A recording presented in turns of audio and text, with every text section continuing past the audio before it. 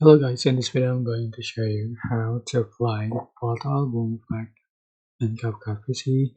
So you can find a photo album effect in a pack and select retro. So here's the photo album 2.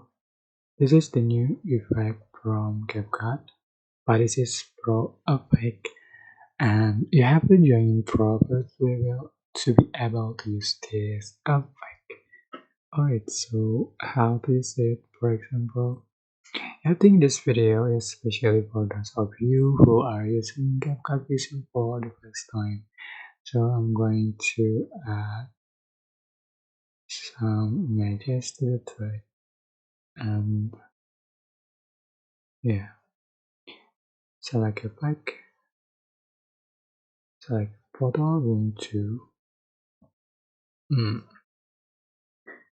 and then can see for a final result.